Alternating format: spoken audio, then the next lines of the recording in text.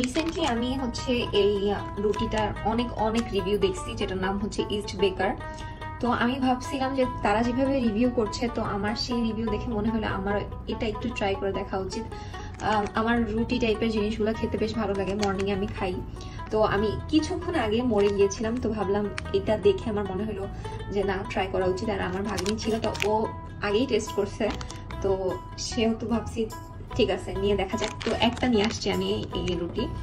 তো এখন এটা আমি টেস্ট করে দেখবো আর আপনাদের কাছে একটা অনেস্ট রিভিউ শেয়ার করব যে এটা আসলে খেতে কেমন।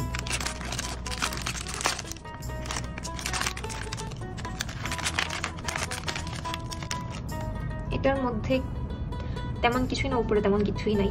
এখন এই যে মাঝখান বরাবর এটা আই থিঙ্ক মিল্কের কোনো জেল এই টাইপের কিছু হইতে পারে।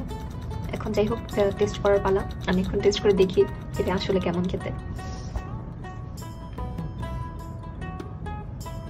না, মজা আছে, ভালোই মজা আছে, বাট এটা বুঝতে পারতেছি না। মানে আমার মনে হইতেছে এটা টেস্ট খুবই পরিচিত একটা টেস্ট, বাট বুঝতেছি না এটা কেমন। মানে মজা, খারাপ না, ভালোই মজা। 15 টাকা হিসেবে খুবই পারফেক্ট। আমার কাছে 15 টাকা অর্থিত মনে হয়েছে।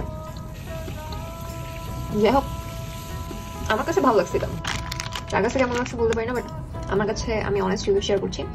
টু বি অনেস্ট, এটা অনেক মজা হয়েছে খাইতে, মানে মজার আর কি। এটার নাম হচ্ছে ইস্ট বেকার। এটা যে কোনো মুদির দোকানে পাওয়া যাবে।